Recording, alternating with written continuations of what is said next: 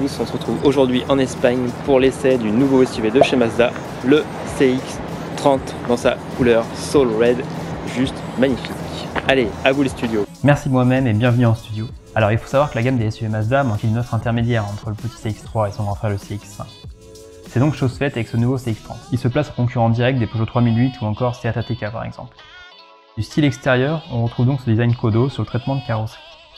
Le nouveau venu possède une face avant nerveuse avec ses calandres chromées et ses deux signes sous les phares eux-mêmes très effilés. Personnellement, je trouve le profil très réussi, mêlant nervosité et robustesse avec une ceinture de caisse assez haute et plongeante. Le travail sur les flancs, qui crée un reflet en S, est juste splendide. Comme quoi en 2019, on peut encore faire un dessin sportif sans user d'arête saillante.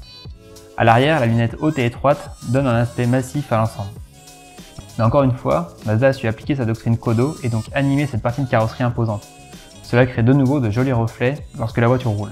Comme vous l'avez compris, le design de ce nouveau modèle est, à mon sens en tout cas, une vraie réussite et possède une vraie identité qui se démarque de la concurrence. À l'intérieur, on est accueilli par deux sièges au beau dessin et au bon maintien. Pour la suite, on retourne sur l'essai en live.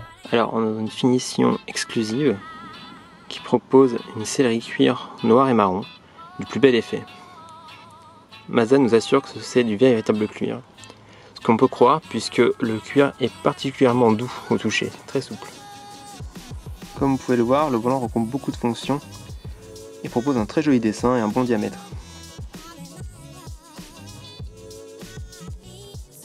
Comme on peut le voir, la réactivité est bien présente.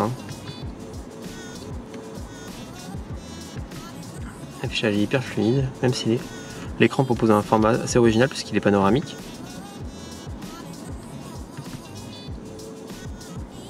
Système audio Bose, tout système de sécurité, qui propose à chaque fois une petite explication pour savoir ce qu'on paramètre, ce qui est plutôt agréable et ce qui évite de lire la notice, puisque bon, on le sait tous, personne ne le fait, en tout cas peu de personnes le font. C'est toujours intéressant de l'avoir en rappel. Alors il faut savoir que Mazda ne le propose pas en tactile pour des raisons sécuritaires. Ce qui peut paraître bizarre au premier abord, mais qui en fait s'entend très bien lorsqu'on entend leur justification. Car il est vrai qu'un écran tactile ne fait que détourner l'attention de la route. Chose qui est embêtante quand on conduit quand même. Donc ils ont choisi de garder le système AMOLED pour une meilleure réactivité et une sensation du coup digitale lorsqu'on conduit et pouvoir du coup naviguer dans ces menus sans trop perdre d'attention. Pour ce qui est du coffre, il propose un volume plus de chargement largement suffisant pour une famille avec 2 enfants. Coffre électrique. Voilà une illustration. Donc là il y a un bagage cabine pour donner une indication de la profondeur. Avec ma veste orange, Automotive Press. Bon, je vous vois piaffer d'impatience, on est sur Automotive Press et ce qui nous intéresse ce sont les sensations de conduite. Patience, j'y arrive. Tout d'abord, la gamme se compose de 3 moteurs Skyactiv, 2 essences de 2 litres de 122 chevaux et 180 chevaux et un diesel de 1,8 litre de 116 chevaux. Lors de cette présentation, on a pu prendre le volant de chacune des versions. Personnellement, pour cette vidéo, mon choix se porte sur la version essence 122 chevaux accouplée à la boîte automatique. La première chose qui frappe en démarrant ce moteur, c'est l'absence de bruit ou de vibration. À croire qu'on est dans une version hybride. La boîte égrène les 6 rapports en douceur, assez rapidement même. Mais voilà que devant nous se présente une route avec de nombreux virages, l'occasion de tester tout ça de manière un peu plus dynamique. Passage de la boîte en mode manuel, les palettes sous les doigts, allez c'est parti. Le travail de suspension est très bon, les mouvements de caisse très bien maîtrisés. Même en appui, la voiture n'est pas déstabilisée par une imperfection de la route. Les pneus se font entendre malgré tout et nous signalent qu'ils ne sont pas venus là pour souffrir, ok? Quant au moteur, il manque un peu de puissance, on va être clair. Ça fait 122 chevaux, la voiture fait 1347 kg, c'est un petit peu juste parfois. Mais bon, on n'achète pas un SUV pour attaquer sur des routes de montagne, donc pour une utilisation en bon père de famille, ça semble tout à fait suffisant au quotidien, encore plus avec cette boîte qui allie toute la douceur qu'on peut attendre d'une boîte automatique pour un usage citadin. A noter que la consommation en ressort à 6 litres au 100, ce qui est très honnête pour un 2 litres. Le moteur de 180 chevaux était quant à lui disponible en avant-première pour une courte boucle.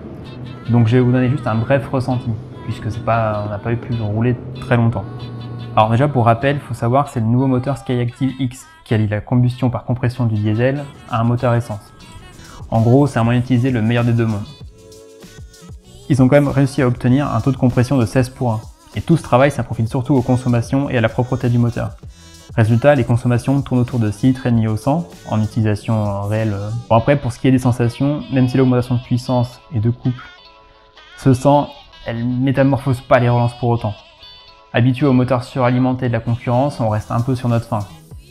Donc c'est pour ça que moi personnellement, je garderai le 122 chevaux et j'irai pas chercher le plus puissant.